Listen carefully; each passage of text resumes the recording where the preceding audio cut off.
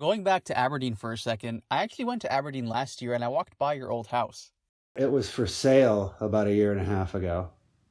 And yeah, you didn't buy it, did you? I didn't know. That would be next level fandom. So yeah, my mom sold it quite a number of years ago, and whoever bought it painted it, but that's all they did to it, because yeah, about a year and a half ago this thing was for sale. I saw it on Zillow, and it had photos. I'm like, oh cool, I want to see what this looks like. And the inside of the house, they did nothing at all.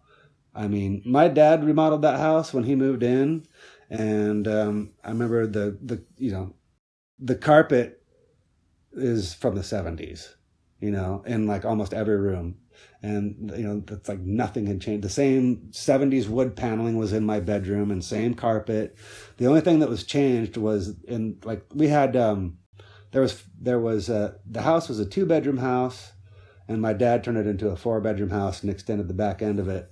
And I had 2 older brothers that were quite a bit older than me, and they had moved out and were gone by the time the Melvins were formed. And so in the back bedroom is where we used to rehearse. The only thing that was different in that back bedroom was that the carpet had been changed, but my mom did that when she sold the house because it was so trashed. but that they did nothing else to it. Like everything was exactly the same, was scary. Yeah, that's trippy, man. Maybe that's the appeal of it, you know what I mean?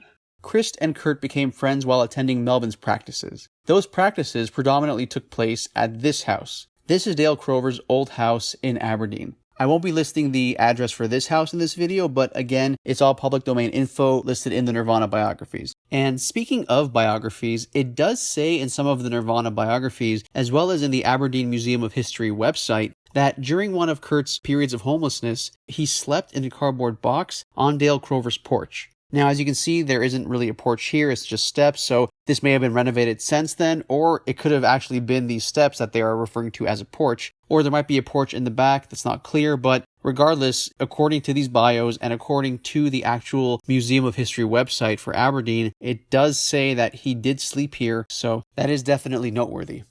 I read that when Kurt used to be homeless, sometimes he would sleep on your front porch. Do you know if that's true or is that exaggerated? He slept on my back porch once or twice, which I don't know why he didn't just knock on the door, because I was home. He was probably too drunk or something like that. So, I mean, but I would have easily opened the door and let him in.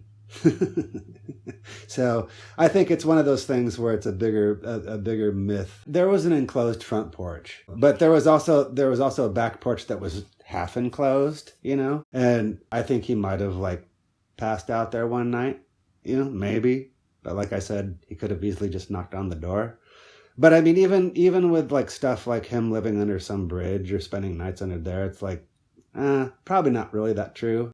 Yeah, for everyone I've spoken to that was familiar with Kurt have said that he never slept under there. That he spent time there, but he never slept there. Or maybe he passed out there. That could very well be true, But yeah, it's probably more of a story, Does the association with Nirvana is it difficult to live with because it's everywhere all the time? Yeah, I mean it is strange.